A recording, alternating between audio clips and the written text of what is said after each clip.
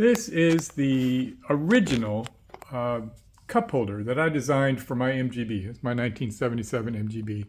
And if you recall, I was having problems with trying to find a commercially available cup holder, so I just designed my own.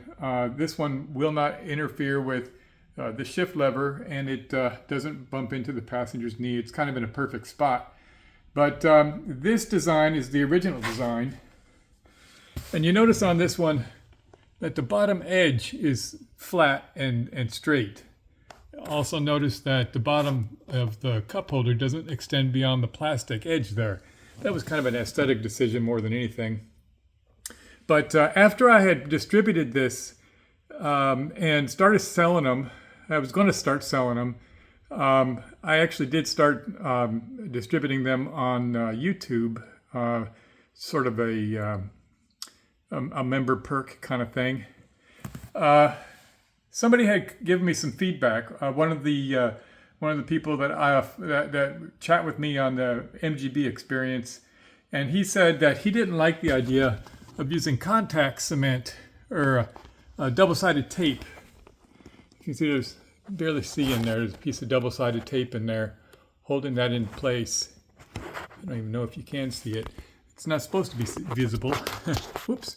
All right. So anyway, he didn't like that idea, and so he asked me for my 3D files, and he made a little modification and put it so there was a little nut right in there.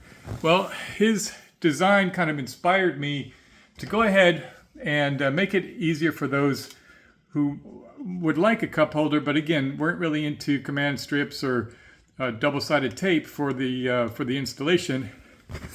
And I made this version. This is the one that I'm selling on eBay. And you see it has a slot that's recessed so you can put a little nut in there. That way, if you wanted to rig some hardware to connect this in there, you could do that. Well, I don't know that everybody has the wherewithal or the ability to make their own hardware. So today, what I'm going to do in the video is I'm going to make the adapter that would take you from the console and make it so that you can install this without drilling any holes or anything in the console. That's the goal anyway. So this is the one that I have available on my eBay site.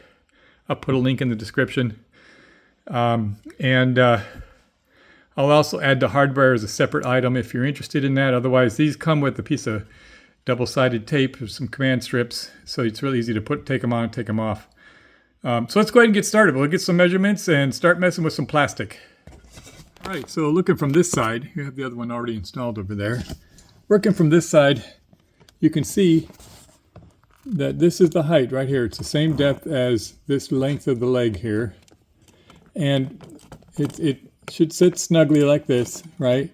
So what we're trying to do is we want to prevent this action right here. We don't want it to go up. So that means that whatever we put on here has to interact with this bottom lip. We need to get something to grab up underneath this bottom lip. Well, luckily, that bottom lip is accessible right here. So if we make something with a little hook on it, you could slide it past this little union right here, slide it into position, and then slide your cup holder in over the top of it. So I think what we're going to do, because there's not a lot of tolerance between here, and, I mean there's a little bit, but just snug tolerance between here and the plastic. So yep, what we're going to do is we're going to take a little piece of aluminum and we put a little hook on the bottom right down here. We're going to slide it on from the back side, put a little riv nut on it so that it has the ability to receive threads, and then we'll just drive a screw into that. It'll have to be a short screw. I don't know, maybe a screw would not be the best thing because we don't have a lot of tolerance here, but maybe a screw would be a good thing because it would lock it into place against the plastic. The other option would be to install a carriage bolt of some sort from the back of that piece of aluminum and have the thread sticking out where you would have to tighten a nut on. I'm inclined to put the head of a screw this way because it would look cleaner. You wouldn't have threads sticking out. You certainly don't want to rub it. So let's go with the angle of a small screw going into a riv nut on a piece of aluminum. Let's give that a shot and see what it looks like. All right, so there you have it, a little piece of aluminum, a little hook on the end. It's shorter than it needs to be, but that's so that we can have a little bit of a slide. I don't want it to limit, but it just give us some good tolerance when we're messing with it. Sometimes these things don't always fit just right, and having a little extra tolerance helps out. Before I commit to putting a rib nut in there, I'm going to go ahead and pre-fit this and see if it can actually be finagled into position underneath that piece of plastic. So let's give that a sort of a dry run test fit. All right, there you go. Fits right in there nice and snug. You can see it goes up underneath and loops on that piece of plastic right there. So this thing doesn't come out at all. Now, one of the problems I'm looking at right here is it's a little proud up here. I think I'm going to cut it just a little bit shorter. You can see I knocked the edges off because I didn't want to make a weapon. So I think I'll take it down another, I don't know, 1/8 of an inch or so. I want to get it underneath the radius here. So I'm going to probably cut it right where I had cut that right there. And then I'll make new notches on the corners. And then we can go ahead and throw a rib nut in there. This is pretty stable. And like I was saying, it just kind of slides in from this side. You get up underneath there and it slides right in. You do have to work with the carpet. So I think, maybe I should knock that corner off as well because it kept grabbing the carpet. But this looks pretty good. All right, moving on. You put the rib nut, right? This is the unit sitting in place. If I put the rib nut near the top, I'm going to sacrifice the clearance that I have here. And so I don't think I want to make that any snugger than it is. It's already, this piece of aluminum is already going to take up a little bit of the clearance that I have for this little connector, this little elbow that goes in over the top of the console. So I think from this perspective, getting it as low as I can without interfering with that little lip would be the optimal. So kind of right down in this area, right down here, I'll put the rib nut. That'll give me a little bit of room for play. This thing can move back and forth. We can slide it down. It'll be snug. And then we'll just throw a screw in there. All right, so rib nuts, right? I don't know if you're familiar with rib nuts, so I'm going to go over them real quick. They are a little piece of hardware that allows you to put threads into a flat surface or someplace where there wouldn't normally be the ability to tap it. If you can't tap, there's not even enough thickness to get one whole solid thread through there, and much less tap this. So, but the idea behind the rib nut is it gives you a nut that you don't have to have a wrench on the other side. It's fixed on, it smashes on very much like a rivet. If you have an MG, you probably have a rivet gun. But something that you should look into getting is a riv nut gun. Basically what it does, very much like a rivet, but instead of using a little clamp on the inside to clamp onto a piece of extruded metal, the little pin, what it does is it uses threads, and when you contract it, those threads will screw into the hardware, right? And when you contract it, it pulls those threads in. I don't know if you can see that. It pulls it in. And what that does is it squishes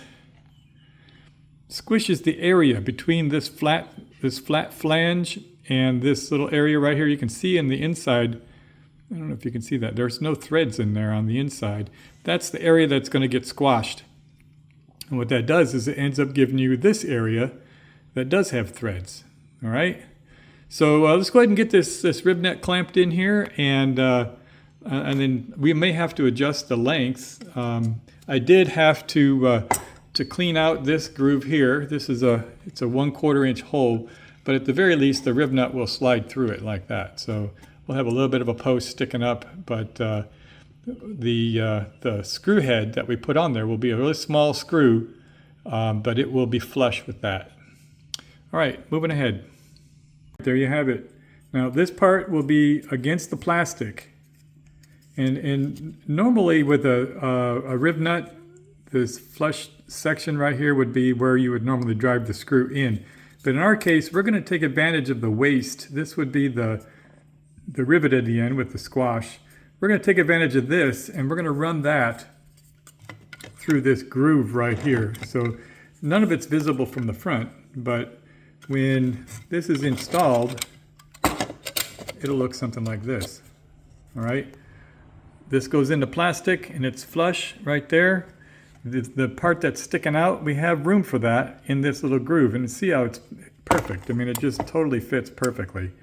All we need now is a little screw to screw into that, and we'll be golden. Oops, I'm sorry, it goes the other way around. Goes like this. But you get the idea. Same effect.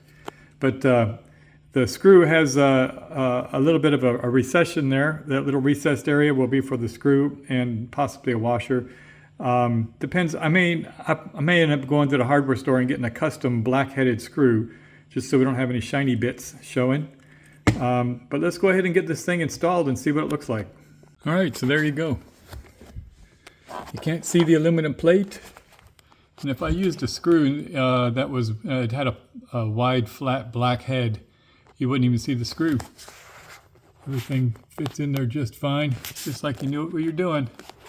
It does change the angle just a little bit because we lose the tolerance right here. But I think if I was gonna make these available, I think I would make another version of these with a little bit bigger tolerance for that. But I think that all can be shaved. There's a lot of printing remnants, if you will. When you're 3D printing, sometimes you get a little rough edge, that kind of thing. You can probably clean those off and get that angle perfect. But this is just an example of what that slot's for and what the intention was. It is a positive connection, and you can take it on and off, and it doesn't affect the outcome. It doesn't mar this at all. So I don't know if it's any better or worse than the contact tape, but if you don't like contact tape, this is a solution that you might want to consider. That's all I got for you on this project. Check my eBay and check back often if you haven't already subscribed. Thank you very much. Cheers.